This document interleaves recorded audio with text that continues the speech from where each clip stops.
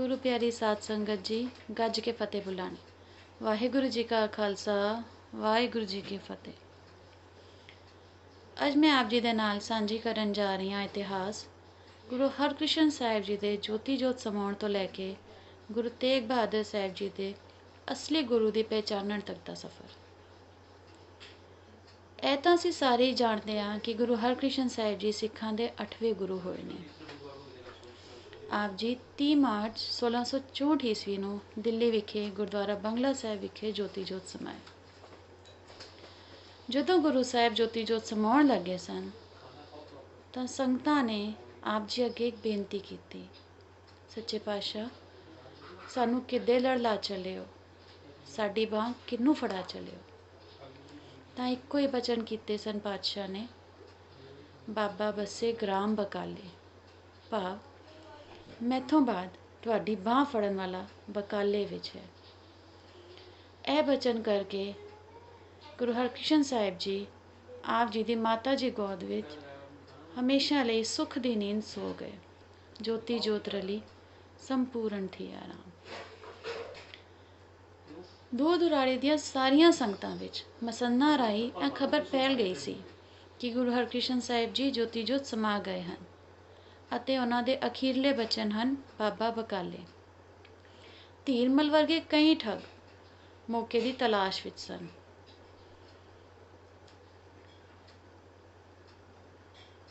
ਬਹੁਤ ਸਾਰੇ ਨਗਰੀ ਠੱਗ, ਨਗਰੀ ਸਾਧ, ਬਹੁਤ ਸਾਰੇ ਨਗਰੀ ਸਾਧ ਇਕੱਠੇ ਹੋ ਗਏ ਬਕਾਲੇ ਵਿੱਚ। 20-22 ਮੰਜੀਆਂ ਲਾ ਲਈਆਂ, ਕਿਸੇ ਨੇ ਕਿੱਥੇ ਕਿਸੇ ਨੇ ਕਿੱਥੇ, ਤੇ ਬਣ ਬੈਠੇ ਗੁਰੂ। ਕਹਿੰਦੇ ਮੈਂ ਹੀ ਅਸਲੀ ਗੁਰੂ ਹਾਂ, ਗੁਰੂ ਹਰਕ੍ਰਿਸ਼ਨ ਸਾਹਿਬ ਜੀ ਨੇ ਮੇਰੇ ਬਾਰੇ ਹੀ ਕਿਹਾ ਸੀ। ਹੁਣ ਸੰਗਤ ਨੂੰ ਪਤਾ ਹੀ ਨਹੀਂ ਲੱਗ ਰਿਹਾ ਕਿ ਅਸਲੀ ਗੁਰੂ ਕੌਣ ਹੈ। ਹੁਣ ਗੱਲ ਕਰਦੇ ਹਾਂ ਮੱਖਣ ਸ਼ਾਹ ਲੁਬਾਣਾ ਦੀ।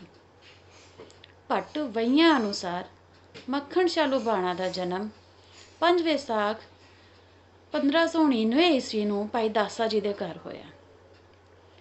ਭਾਈ ਗੁਰਦਾਸ ਜੀ ਨੇ ਆਪਣੀ ਵਾਰਾਂ ਵਿੱਚ 11ਵੀਂ ਪੌੜੀ ਵਿੱਚ ਜ਼ਿਕਰ ਕੀਤਾ ਹੈ ਕਿ ਭਾਈ ਦਾਸਾ ਜੀ ਗੁਰੂ ਸਾਹਿਬ ਦੇ ਮਸੰਦ ਸਿੱਖਾਂ ਵਿੱਚੋਂ ਇੱਕ ਸਨ। ਭਾਈ ਗੁਰਦਾਸ ਜੀ ਕਹਿੰਦੇ ਹਨ, ਪੁਰਖ ਪਦਾਰਥ ਜਾਣੀਐ ਤਾਰੂ ਭਾਰੂ ਦਾਸ ਦੁਆਰਾ। ਭਾਈ ਤਾਰੂ ਜੀ, ਭਾਈ ਭਾਰੂ ਜੀ, ਦਾਸਾ ਜੀ ਅਤੇ ਹੋਰ ਕਈ ਗੁਰਸਿੱਖਾਂ ਦੇ ਨਾਮ ਵੀ ਇਸ ਵਾਰ ਵਿੱਚ ਆਉਂਦੇ ਹਨ। ਮੱਖਣ ਸ਼ਾਹ ਲੁਬਾਣਾ ਜੀ ਦੇ ਪਿਤਾ ਜੀ ਭਾਈ ਦਾਸਾ ਜੀ ਗੁਰੂ ਰਾਮਦਾਸ ਜੀ ਦੇ ਮੁਖੀ ਮਸੰਨਾਂ ਵਿੱਚੋਂ ਇੱਕ ਸਨ, ਮੁਖੀ ਸਿੱਖਾਂ ਵਿੱਚੋਂ ਇੱਕ ਸਨ। ਇਹ ਦੂਰ ਦੁਰਾੜੇ ਦੇਸ਼ਾਂ ਵਿੱਚ ਪ੍ਰਚਾਰ ਵੀ ਕਰਦੇ, ਨਾਲ ਵਪਾਰ ਵੀ ਕਰਦੇ ਸਨ। ਜਦੋਂ ਮੱਖਣ ਸ਼ਾਹ ਲੁਬਾਣਾ ਆਪਣੇ ਪਿਤਾ ਜੀ ਨਾਲ ਗੁਰੂ ਅਰਜਨ ਦੇਵ ਜੀ ਦੇ ਦਰਸ਼ਨ ਨੂੰ ਗਏ, ਉਸ ਵੇਲੇ ਆਪ ਜੀ ਦੀ ਉਮਰ 15 ਸਾਲ ਦੀ ਸੀ। ਗੁਰੂ ਹਰਗੋਬਿੰਦ ਸਾਹਿਬ ਜੀ ਦੇ ਦਰਬਾਰ ਵਿੱਚ ਮੱਖਣ ਸ਼ਾਹ ਲੁਬਾਣਾ ਦੇ ਪਰਿਵਾਰ ਰਾਹੀਂ ਜਿਹੜੀ ਦਸਵੰਧ ਦੀ ਭੇਟਾਂ ਜਾਂਦੀ ਸੀ, ਉਹ ਮੱਖਣ ਸ਼ਾਹ ਲੁਬਾਣਾ ਆਪਣੇ ਹੱਥੀਂ ਦਿੰਦੇ ਰਹੇ ਹਨ। ਜਦੋਂ ਮੱਖਣ ਸ਼ਾਹ ਲੁਬਾਣਾ ਜੀ ਦੇ ਪਿਤਾ 95 ਸਾਲ ਦੀ ਉਮਰ ਵਿੱਚ ਜੋਤੀ ਜੋਤ ਸਮਾ ਗਏ, ਅਕਾਲ ਚਲਾਣਾ ਕਰ ਗਏ, ਉਸ ਸਮੇਂ ਗੁਰੂ ਹਰ ਰਾਏ ਜੀ ਅਕਾਲ ਚਲਾਣੇ 'ਤੇ ਇਹਨਾਂ ਦੇ ਘਰ ਆਉਂਦੇ ਹਨ ਅਤੇ ਮੱਖਣ ਸ਼ਾਹ ਲੁਬਾਣਾ 4 ਮਹੀਨੇ ਗੁਰੂ ਹਰ ਰਾਏ ਜੀ ਦੇ ਦਰਸ਼ਨ ਦੀਦਾਰੇ ਕਰਦੇ ਹਨ।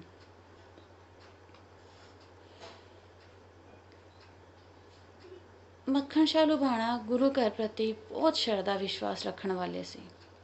ਗੁਰੂ ਘਰ ਦੇ ਹਰ ਪੱਖ ਦੀ ਜਾਣਕਾਰੀ ਵੀ ਰੱਖਦੇ ਸੀ। ਜੇ ਗੱਲ ਕਰੀਏ ਉਹਨਾਂ ਦੇ ਵਪਾਰ ਦੀ ਤਾਂ ਇਹਨਾਂ ਦਾ ਵਪਾਰ ਵੀ ਬਹੁਤ ਵੱਡਾ ਸੀ। ਜੇ ਗੱਲ ਕਰੀਏ ਬੇੜਿਆਂ ਦੀ ਤੇ 200 ਦੇ ਲਗਭਗ ਬੇੜੇ ਮੱਖਣ ਸ਼ਾਹ ਲੁਬਾਣਾ ਦੇ ਚੱਲਦੇ ਸਨ। ਕਈ ਸਮੁੰਦਰੀ ਜਹਾਜ਼ ਚੱਲਦੇ ਸਨ। ਊਠਾਂ ਰਾਹੀਂ ਵੀ, ਕਿੰਨੇ ਗੱਡਿਆਂ ਰਾਹੀਂ ਵੀ ਵਪਾਰ ਕੀਤਾ ਜਾਂਦਾ ਸੀ। ਭਾਵ ਮੱਖਣ ਸ਼ਾਹ ਲੁਬਾਣਾ ਇੱਕ ਬਹੁਤ ਵੱਡਾ ਵਪਾਰੀ ਸੀ। ਹੁਣ ਗੱਲ ਕਰੀਏ ਮੱਖਣ ਸ਼ਾਹ ਲੁਬਾਣਾ ਦੇ ਜਹਾਜ਼ ਦੀ। ਇਹ ਕੋਈ ਛੋਟਾ ਮੋਟਾ ਜਹਾਜ਼ ਨਹੀਂ ਸੀ, ਕੋਈ ਆਮ ਕਸ਼ਤੀ ਜਾਂ ਬੇੜਾ ਨਹੀਂ ਸੀ। ਇਹ ਉਹ ਬੇੜਾ ਸੀ ਜਿਸ ਵਿੱਚ ਲੋਕਾਂ ਦਾ ਸਮਾਨ ਬਾਹਰਲੇ ਦੇਸ਼ ਵਿੱਚ ਭੇਜਿਆ ਜਾਂਦਾ ਸੀ। 1664 ਈਸਵੀ ਨੂੰ ਸਮੁੰਦਰੀ ਤੂਫਾਨ ਵਿੱਚ ਇਹ ਜਹਾਜ਼ ਫਸ ਗਿਆ ਸੀ। ਉਸ ਸਮੇਂ ਕੋਈ ਨਾ ਲੱਭਣ 'ਤੇ ਕੋਈ ਰਾਹ ਨਹੀਂ ਲੱਭਦਾ ਸੀ ਤਾਂ ਮੱਖਣ ਸ਼ਾਹ ਲੁਬਾਣਾ ਜੀ ਅਰਦਾਸ ਦਾ ਸਹਾਰਾ ਲੈਂਦੇ ਹਨ। ਮੱਖਣ ਸ਼ਾਹ ਲੁਬਾਣਾ ਦੀ ਉਮਰ ਇਸ ਵੇਲੇ 75 ਸਾਲ ਦੀ ਸੀ। ਉਹ ਬਾਣੀ ਦੇ ਰਸੀਏ ਸਨ। ਉਹਨਾਂ ਨੂੰ ਅਰਦਾਸ 'ਤੇ ਭਰੋਸਾ ਸੀ पूरा भरोसा सी। कर चित्त एकाग्र जप को पढ़ा, पुन सतगुरु जी का किया ध्यान, मन मिट्टो भरम गुर लेह पछान। ਉਹਨਾਂ ਨੇ ਜਪਜੀ ਸਾਹਿਬ ਦਾ ਪਾਠ ਕੀਤਾ। ਪਾਠ ਕਰਕੇ ਅਰਦਾਸ ਕੀਤੀ ਤੇ ਅਰਦਾਸ ਦੇ ਸਹਾਰੇ ਬੇੜਾ ਡੁੱਬਣ ਤੋਂ ਬਚ ਗਿਆ। ਕਿਸੇ ਨੇ ਬਹੁਤ ਸੋਹਣਾ ਲਿਖਿਆ ਹੈ, खुदा मंजूर करता है जो दुआ दिल से होती है, बस एक मुश्किल है कि ये मुश्किल से होती है। अरदास दिलों कीती गई सी। उस समय गुरु नानक साहिब दे दर ते कीती अरदास कबूल हुई, सुनी गई। अज ते असीं कह दिंदे हां कि किस तरह डुबदा होया बेड़ा बच गया। सो आओ गुरबाणी दा सहारा लईए ते अरदास ते भरोसा करिए। तीने ताप निवारण हारा, दुख हंता सुख रास, ताको बिगन न को लागे, जाकी प्रभ आगे अरदास। भाव तिन्ने ताप, आद, व्याध ते उपाद। जदों असीं भरोसा करके अरदास करिए ना, तां मन दे तन दे ते बाहरले दुख दूर हो जाते हैं। गुरु साहिब अरदास ही तो सुनते हैं। आसा महला पंजवा। अपने सेवक की आपे राखे, आपे नाम जपावे, जय जय काज किरत सेवक की, तहा तहा उड़तावे। सेवक को निकटी होए दिखावे, जो जो कहे ठाकुर पे सेवक, तत्काल होए आवे। जदों सेवक सच्चे मन नाल गुरु अगे अरदास करता है तो उस समय अरदास सुनी जाती है। दूर बैठे अरदास किवें सुनी जा सकती है? बाणी विच लिखिया है, जैसी गगन फिरंती उड़ती कपरे बागे वाली, ओह राखे चीत पिछे बिच बचरे, नित हिरदे सार संभाली। त्यो सतगुर सिख प्रीत हर हर की, गुरसख रखे जी नाली। जिवें कूंज ਆਪਣੇ ਬੱਚਿਆਂ ਨੂੰ ਕਿੰਨੇ ਕਿਲੋਮੀਟਰ ਦੂਰ ਛੱਡ ਕੇ ਆਪ ਚੋਗਾਂ ਚੁੱਕਦੀ ਹੈ ਪਰ ਆਪਣੇ ਬੱਚਿਆਂ ਦੀ ਪਾਲਣਾ ਕਰਦੀ ਹੈ, ਐਵੇਂ ਹੀ ਗੁਰੂ ਵੀ ਆਪਣੇ ਸਿੱਖ ਦੀ ਪ੍ਰਤਿਪਾਲਨਾ ਕਰਦੇ ਹਨ। ਊੜੈ ਊੜਾਵੇ ਸੇ ਕੋਸਾ, ਤਿਸ ਬਾਛੇ ਬਚਰੇ ਛਰਿਆ, ਤਿਨ ਕਵਣ ਖੁਲਾਵੇ ਕਵਣ ਚੁਗਾਵੇ, ਮਨ ਮੈਂ ਸਿਮਰਨ ਕਰਿਆ। ਕੂੰਜ ਸਾਇਬੇਰੀਆ ਤੋਂ 8000 ਕਿਲੋਮੀਟਰ ਤੁਰ ਕੇ ਇੰਡੀਆ ਆਉਂਦੀ ਹੈ, ਇੱਥੇ ਚੋਗਾਂ ਚੁੱਕਦੀ ਹੈ। ਉੱਥੇ 8000 ਕਿਲੋਮੀਟਰ ਦੂਰ ਬੈਠੇ ਆਪਣੇ ਬੱਚਿਆਂ ਨੂੰ ਪਾਲ ਲੈਂਦੀ ਹੈ। ਅਰਦਾਸ ਭਾਵਨਾ, ਭਾਵਨਾ ਦੇ ਸਦਕੇ। ਬਾਣੀ ਕਹਿੰਦੀ ਹੈ, ਕੁੰਮੀ ਜਲ ਮਾਹੇ ਤਨ ਤਿਸ ਬਾਹਰ, ਪੰਖ ਖੀਰ ਤਿਨ ਨਾਹੀ। ਆ ਇੱਕ ਹੋਰ ਮਿਸਾਲ ਹੈ। ਕੁੰਮੀ ਪਾਣੀ ਵਿੱਚ ਹੈ, ਆਪਣੇ ਅੰਡੇ ਬਾਹਰ ਦਿੰਦੀ ਹੈ। ਨਾ ਉਹਦੇ ਬੱਚਿਆਂ ਕੋਲ ਉੱਡ ਕੇ ਆਉਣ ਲਈ ਪੰਖ ਹਨ, ਨਾ ਦੁੱਧ ਹੈ।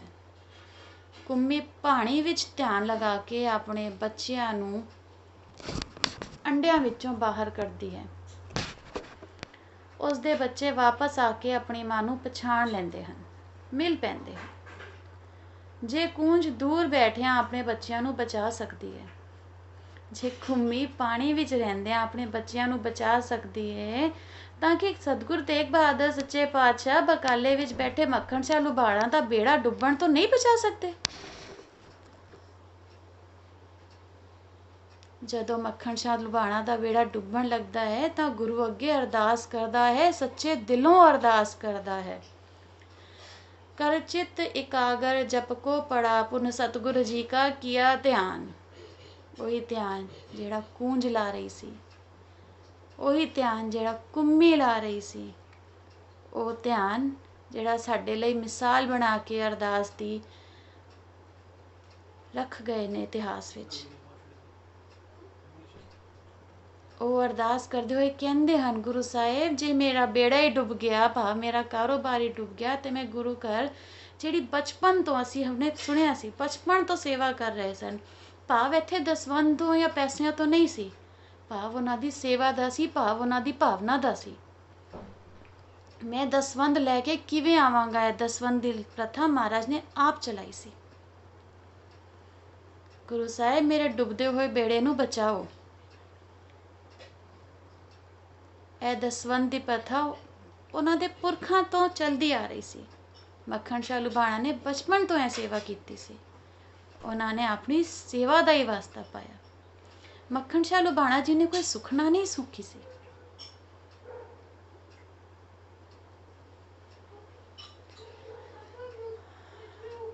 ਅਰਦਾਸ ਸਦਕੇ ਮੱਖਣ ਸ਼ਾਹ ਲੁਬਾਣਾ ਦਾ ਬੇੜਾ ਡੁੱਬਣ ਤੋਂ ਬਚ ਜਾਂਦਾ ਹੈ। ਬਾਅਦ ਵਿੱਚ ਜਦੋਂ ਮੱਖਣ ਸ਼ਾਹ ਲੁਬਾਣਾ ਦਿੱਲੀ ਆਉਂਦਾ ਹੈ ਤਾਂ ਉਹਨੂੰ ਪਤਾ ਚੱਲਦਾ ਹੈ ਗੁਰੂ ਹਰਕ੍ਰਿਸ਼ਨ ਸਾਹਿਬ ਜੀ ਤਾਂ ਜੋਤੀ ਜੋਤ ਸਮਾ ਚੁੱਕੇ ਹਨ ਤੇ ਉਹ ਬਚਨ ਕਰ ਗਏ ਹਨ ਬਾਬਾ ਬਕਾਲੇ। ਮੱਖਣ ਸ਼ਾਹ ਲੁਬਾਣਾ ਆਪਣੇ ਪੂਰੇ ਪਰਿਵਾਰ ਨੂੰ ਲੈ ਕੇ ਨਾਲ 500 ਸ਼ਸਤਰਧਾਰੀ ਜੋ ਹਮੇਸ਼ਾ ਹੀ ਉਹਨਾਂ ਦੇ ਨਾਲ ਰਹਿੰਦੇ ਸਨ ਨਾਲ ਲੈ ਕੇ 8 ਅਕਤੂਬਰ 1664 ਈਸਵੀ ਨੂੰ ਬਾਬਾ ਬਕਾਲੇ ਵਿੱਚ ਪਹੁੰਚ ਜਾਂਦੇ ਹਨ। ਇਹਨਾਂ ਦੇ ਨਾਲ ਇਹਨਾਂ ਦੀ ਪਤਨੀ ਸੁਲਜੋਈ ਜੀ ਅਤੇ 3 ਪੁੱਤਰ ਭਾਈ ਖੁਸ਼ਹਾਲਾ ਜੀ, ਭਾਈ ਚੰਦ ਲਾਲ ਜੀ, ਭਾਈ ਚੰਦੂ ਲਾਲ ਜੀ ਤੇ ਭਾਈ ਲਾਲ ਚੰਦ ਜੀ ਅਤੇ ਹੋਰ ਬਹੁਤ ਸੰਗਤ ਸੀ। ਜਿੱਥੇ ਅੱਜ ਗੁਰਦੁਆਰਾ ਛਾਉਣੀ ਸਾਹਿਬ ਹੈ ਉੱਥੇ ਆ ਕੇ ਡੇਰਾ ਲਗਾਉਂਦੇ ਹਨ। ਜਦੋਂ ਇਹ ਗੁਰੂ ਦੀ ਭਾਲ ਵਿੱਚ ਨਿਕਲਦੇ ਹਨ ਤਾਂ ਇਹ ਦੇਖਦੇ ਹਨ ਕਿ ਬਕਾਲੇ ਵਿੱਚ ਤਾਂ ਹੋਰ ਕਈ ਨਕਲੀ ਗੁਰੂ ਆਪਣੀਆਂ ਮੰਜੀਆਂ ਲਾ ਕੇ ਬੈਠੇ ਸਨ। ਮੱਖਣ ਸ਼ਾਹ ਲੁਬਾਣਾ ਜਿਸ ਕੋਲ ਵੀ ਗਏ ਤਾਂ ਇਹਨਾਂ ਨੂੰ ਲੱਗਿਆ ਕਿ ਗੁਰੂ ਤਾਂ ਦਾਤਾ ਹੈ, ਗੁਰੂ ਤਾਂ ਦਾਤਾ ਦੇਣ ਵਾਲਾ ਹੈ, ਪਰ ਇਹ ਤਾਂ ਸਾਰੇ ਮੰਗਤੇ ਨੇ। ਸਾਰੇ ਨਕਲੀ ਗੁਰੂ ਆਪਣੇ ਆਪ ਨੂੰ ਗੁਰੂ ਕਹਿਣ ਦੀ ਕੋਸ਼ਿਸ਼ ਕਰ ਰਹੇ ਹਨ। ਮੱਖਣ ਸ਼ਾਹ ਲੁਬਾਣਾ ਨੂੰ ਪਤਾ ਸੀ ਜਿਨ ਹਰ ਪਾਇਓ ਤਿਨ੍ਹੇ ਛੁਪਾਇਓ। ਗੁਰੂ ਤਾਂ ਸਭ ਦੇ ਅੰਦਰ ਦੀ ਗੱਲ ਜਾਣਦਾ ਹੈ। ਘਟ ਘਟ ਕੇ ਅੰਦਰ ਕੀ ਜਾਣਤ, ਭਲੇ ਬੁਰੇ ਕੀ ਪੀਰ ਪਛਾਨਤ। ਇੱਥੇ ਤਾਂ ਸਾਰੇ ਗੁਰੂਆਂ ਦੇ ਚੇਲੇ ਆਪੋ ਆਪਣੇ ਦਰਬਾਰ ਵਿੱਚ ਲੈ ਕੇ ਜਾ ਰਹੇ ਸਨ। ਮੱਖਣ ਸ਼ਾਹ ਲੁਬਾਣਾ ਨੇ ਸਾਰੇ ਗੁਰੂਆਂ ਅੱਗੇ, ਸਾਰੇ ਨਕਲੀ ਗੁਰੂਆਂ ਅੱਗੇ 2-2 ਮੋਹਰਾਂ ਮੱਥਾ ਟੇਕੀਆਂ। ਕਈ ਇਤਿਹਾਸਕਾਰਾਂ ਨੇ 5-5 ਮੋਹਰਾਂ ਵੀ ਲਿਖਿਆ ਹੈ, ਪਰ ਚਲੋ ਅਸੀਂ ਅੱਗੇ ਵਧਦੇ ਹਾਂ। ਮੱਖਣ ਸ਼ਾਹ ਲੁਬਾਣਾ ਨੂੰ ਪਤਾ ਸੀ ਮੇਰੇ ਇਸ ਝੂਠ ਦੇ ਬਾਰੇ ਸੱਚਾ ਗੁਰੂ ਹੀ ਦੱਸ ਸਕਦਾ ਹੈ। ਧੀਰਮਲ ਦੇ ਚੇਲਿਆਂ ਨੇ ਤਾਂ ਹੱਦ ਹੀ ਕਰ ਦਿੱਤੀ। ਉਹਨਾਂ ਨੇ ਕਿਹਾ ਧੀਰਮਲ ਹੀ ਸਮਰੱਥ ਗੁਰੂ ਹੈ। ਇੱਕ ਤੇ ਉਹ ਸੋਢੀ ਹੋਏ, ਨਾਲੇ ਉਹਨਾਂ ਕੋਲ ਆਦਿ ਗ੍ਰੰਥ ਸੀ। ਤੇ ਧੀਰਮਲ ਦੇ ਚੇਲੇ ਤਾਂ ਆਵਾਜ਼ ਲਾਉਂਦੇ ਸੀ, ਆਓ ਸੱਚੇ ਗੁਰੂ ਕੋਲ ਚਲੋ।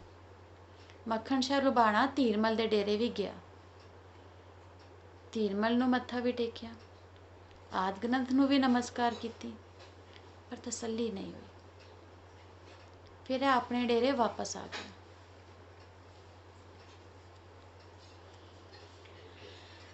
ਮੱਖਣ ਸ਼ਾਹ ਲੁਬਾਣਾ ਨੂੰ ਪਤਾ ਸੀ ਕਿ ਗੁਰੂ ਹਰਕ੍ਰਿਸ਼ਨ ਸਾਹਿਬ ਜੀ ਦੇ ਬਚਨ ਅਟਲ ਹਨ। ਸੂਰਜ ਠੰਡਾ ਹੋ ਸਕਦਾ ਹੈ, ਚੰਦਰਮਾ ਗਰਮ ਵੀ ਹੋ ਸਕਦਾ ਹੈ, ਚਲਦੀ ਹੋਈ ਹਵਾ ਰੁਕ ਸਕਦੀ ਹੈ, ਪਹਾੜ ਆਪਣੀ ਜਗ੍ਹਾ ਬਦਲ ਸਕਦਾ ਹੈ, ਪਰ ਗੁਰੂ ਦੇ ਬਚਨ ਇੱਧਰ ਉੱਧਰ ਨਹੀਂ ਹੋ ਸਕਦੇ। ਸੋ ਅਗਲੇ ਦਿਨ 9 ਅਕਤੂਬਰ 1664 ਈਸਵੀ ਨੂੰ ਨਿਤਨੇਮ ਕਰਨ ਤੋਂ ਬਾਅਦ ਧੀਰਮਲ ਨੇ ਫਿਰ ਅਰਦਾਸ ਨਹੀਂ, ਮੱਖਣ ਸ਼ਾਹ ਲੁਬਾਣਾ ਨੇ ਫਿਰ ਅਰਦਾਸ ਕੀਤੀ, ਗੁਰੂ ਸਾਹਿਬ ਤੁਸੀਂ ਤਾਂ ਸਾਰਿਆਂ ਦੇ ਅੰਦਰ ਦੀ ਜਾਣਦੇ ਹੋ, ਘਟ ਘਟ ਕੇ ਅੰਦਰ ਕੀ ਜਾਣਤ, ਭਲੇ ਬੁਰੇ ਕੀ ਪੀਰ ਪਛਾਨਤ। ਗੁਰੂ ਸਾਹਿਬ ਤੁਸੀਂ ਕੋਈ ਮਾਰਗ ਦੱਸੋ, ਸੰਗਤਾਂ ਗੁੰਮਰਾਹ ਹੋ ਰਹੀਆਂ ਹਨ। ਜਦੋਂ ਮੱਖਣ ਸ਼ਾਹ ਲੁਬਾਣਾ ਆਪਣੇ ਡੇਰੇ ਤੋਂ ਬਾਹਰ ਨਿਕਲਿਆ ਤਾਂ ਧੀਰਮਲ ਦੇ ਭੇਜੇ ਹੋਏ ਮਸੰਦ ਪਹਿਲਾਂ ਹੀ ਉੱਥੇ ਖੜੇ ਸਨ। ਕਹਿੰਦੇ ਸਨ, ਆਓ ਤੁਹਾਨੂੰ ਲੈਣ ਲਈ ਆਇਆ, ਗੁਰੂ ਜੀ ਤੁਹਾਨੂੰ ਯਾਦ ਕਰ ਰਹੇ ਹਨ। ਹੋਰ ਵੀ ਕਾਫੀ ਸੰਗਤਾਂ ਉੱਥੇ ਜੁੜ ਚੁੱਕੀਆਂ ਸਨ। ਉਸ ਸਮੇਂ ਮੱਖਣ ਸ਼ਾਹ ਲੁਬਾਣਾ ਨੇ ਕਿਸੇ ਨੂੰ ਪੁੱਛਿਆ ਕਿ ਇੱਥੇ ਹੋਰ ਵੀ ਕੋਈ ਹੈ, ਹੋਰ ਵੀ ਕੋਈ ਸੋਢੀ ਹੈ। ਕਿਸੇ ਇੱਕ ਨੇ ਦੱਸਿਆ, ਗੁਰੂ ਹਰ ਰਾਏ ਜੀ ਦੇ ਗੁਰੂ ਹਰਗੋਬਿੰਦ ਸਾਹਿਬ ਜੀ ਦੇ ਛੋਟੇ ਪੁੱਤਰ ਗੁਰੂ ਤੇਗ ਬਹਾਦਰ ਜੀ ਅਤੇ ਉਹਨਾਂ ਦੇ ਮਾਤਾ ਜੀ ਮਾਤਾ ਨਾਨਕੀ ਜੀ ਭਾਈ ਮਹਿਰਾ ਜੀ ਦੇ ਘਰ ਹਨ। ਉਹ ਵੀ ਇੱਥੇ ਰਹਿੰਦੇ ਹਨ, ਪਰ ਧੀਰਮਲ ਦੇ ਮਸੰਨਾਂ ਨੇ ਮੱਖਣ ਸ਼ਾਹ ਲੁਬਾਣਾ ਨੂੰ ਉੱਥੇ ਜਾਣ ਤੋਂ ਰੋਕਿਆ। ਮੱਖਣ ਸ਼ਾਹ ਲੁਬਾਣਾ ਸਮਝ ਚੁੱਕੇ ਸਨ। ਇਹ ਜਦੋਂ ਭਾਈ ਮਹਿਰਾ ਜੀ ਦੇ ਘਰ ਗਏ ਤਾਂ ਉੱਥੇ ਉਹੀ ਜਾਣੇ ਪਹਿਚਾਣੇ ਸਿੱਖਾਂ ਨੂੰ ਦੇਖਿਆ ਜਿਨ੍ਹਾਂ ਨੂੰ ਆਪ ਪਹਿਲਾਂ ਵੀ ਮਿਲ ਚੁੱਕੇ ਸਨ। ਜਦੋਂ ਮੱਖਣ ਸ਼ਾਹ ਲੁਬਾਣਾ ਗੁਰੂ ਘਰ ਜਾਂਦੇ ਹੁੰਦੇ ਸਨ ਦਸਵੰਧ ਲੈ ਕੇ, ਭਾਈ ਗੁਰਦਿੱਤਾ ਜੀ, ਭਾਈ ਦਰਗਾਹ ਮਲ ਜੀ, ਭਾਈ ਗੜਈਆ ਜੀ ਅਤੇ ਗੁਰੂ ਅਰਜਨ ਦੇਵ ਜੀ ਵੇਲੇ ਦੇ ਸਿੱਖ ਵੀ ਉੱਥੇ ਮੌਜੂਦ ਸਨ। ਜਦੋਂ ਮੱਖਣ ਸ਼ਾਹ ਲੁਬਾਣਾ ਸਿਪਾਹੀਆਂ ਨਾਲ ਗੁਰੂ ਸਾਹਿਬ ਦੇ ਦਰਸ਼ਨਾਂ ਨੂੰ ਪਹੁੰਚਿਆ ਤਾਂ ਗੁਰੂ ਸਾਹਿਬ ਨੇ ਆਪ ਜੀ ਨੂੰ ਰੋਕਤਾ। ਕਹਿੰਦੇ, ਭਾਈ ਗੁਰੂ ਘਰ ਆਉਣ ਦੀ ਜਾਚ ਸਿੱਖ ਲੈ। ਮੱਖਣ ਸ਼ਾਹ ਲੁਬਾਣਾ ਸਮਝ ਗਏ। ਫਿਰ ਮਹਾਰਾਜ ਅੱਗੇ ਗੁਰੂ ਤੇਗ ਬਹਾਦਰ ਜੀ ਅੱਗੇ ਮੋਹਰਾਂ ਟੇਕ ਕੇ ਰੱਖ ਕੇ ਮੱਥਾ ਟੇਕਿਆ ਅਤੇ ਜਦੋਂ ਉਹਨੇ ਮੱਥਾ ਟੇਕਿਆ ਤਾਂ ਗੁਰੂ ਤੇਗ ਬਹਾਦਰ ਜੀ ਹੱਸ ਪਏ ਤੇ ਕਿਹਾ, ਸੁਨ ਸਿੱਖ ਡੁੱਬਦੀ ਨਾਉ ਤੁਮ ਹਮ ਕੰਡੇ ਦੀਨ ਲਗਾਏ, ਕੰਦੇ ਮੋਹੇ ਆਸੀ ਲਗੀ ਕਿਉਂ ਪੂਜਾ ਰੱਖੋ ਦੁਰਾਏ। ਜਦੋਂ ਇਸਨੇ ਮੋਹਰਾ ਰੱਖ ਕੇ ਮੱਥਾ ਟੇਕਿਆ ਤਾਂ ਗੁਰੂ ਜੀ ਨੇ ਬਚਨ ਕੀਤੇ, गुरु कर की जो अहे उपायन, जो दीसे कर राखो आयन, अर दसोंद गुरु को है जैता, अर्पण दरब करो ता अब तैता, जिन मन होर मुख होर से कांडे कच्चिया। गुरु साहब ने कहा, जदों तेरा बेड़ा डुब रहा सी ਤਾਂ ਉਦੋਂ ਤਾਂ ਤੂੰ ਅਰਦਾਸ ਕੁਝ ਹੋਰ ਕੀਤੀ ਸੀ, ਪਰ ਇੱਥੇ ਕੁਝ ਹੋਰ ਹੀ ਦੇ ਰਿਹਾ ਹੈ। ਮੱਖਣ ਸ਼ਾਹ ਲੁਬਾਣਾ ਹੁਣ ਸਮਝ ਗਿਆ ਸੀ।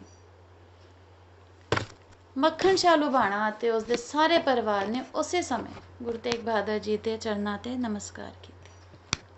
ਕੁਝ ਦੇਰ ਬੈਠਣ ਬਚਨ ਬਿਲਾਸ ਕਰਨ ਤੋਂ ਬਾਅਦ ਮੱਖਣ ਸ਼ਾਹ ਲੁਬਾਣਾ ਕੋਠੇ ਚੜ੍ਹ ਗਿਆ ਅਤੇ ਪੱਲੂ ਫੇਰ ਕੇ ਬੋਲਿਆ, ਗੁਰੂ ਲਾਦੋ ਰੇ, ਗੁਰੂ ਲਾਦੋ ਰੇ।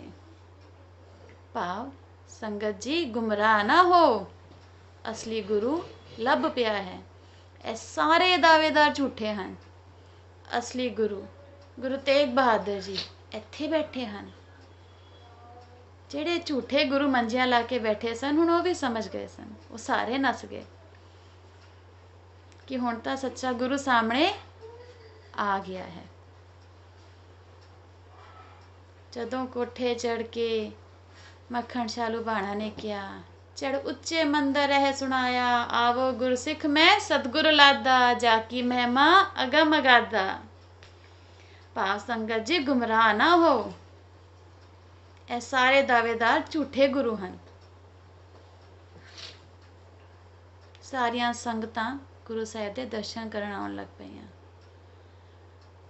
ਹੁਣ ਸੰਗਤ ਜੋ ਵੀ ਦਸਵੰਧ ਲੈ ਕੇ ਜਾਂ ਜੋ ਵੀ ਭੇਟਾਂ ਲੈ ਕੇ ਆਉਂਦੀ ਸੀ, ਉਹ ਦਸਵੰਧ, ਉਹ ਭੇਟਾਂ ਗੁਰੂ ਤੇਗ ਬਹਾਦਰ ਜੀ ਦੇ ਦਰਬਾਰ ਵਿੱਚ ਆਉਣ ਲੱਗੀਆਂ ਤੇ ਸੱਚਾ ਗੁਰੂ ਗੁਰੂ ਤੇਗ ਬਹਾਦਰ ਸੰਗਤਾਂ ਨੂੰ ਨਾਮ ਬਾਣੀ ਨਾਲ ਜੋੜਨ ਲੱਗੇ। ਇਵੇਂ ਤਾਂ ਬੋਲਦੇ ਜਾਈਏ, ਖਤਮ ਨਹੀਂ ਹੁੰਦਾ। ਪਰ ਅੱਜ ਵਾਸਤੇ ਇੱਥੇ ਇਜਾਜ਼ਤ ਮੰਗਾਂਗੇ। ਭੁੱਲਾਂ ਦੀ ਖਿਮਾ ਬਖਸ਼ਣੀ, ਫਤਿਹ ਦੀ ਸਾਂਝ ਕਰਨੀ। ਵਾਹਿਗੁਰੂ ਜੀ ਕਾ ਖਾਲਸਾ, ਵਾਹਿਗੁਰੂ ਜੀ ਕੀ ਫਤਿਹ।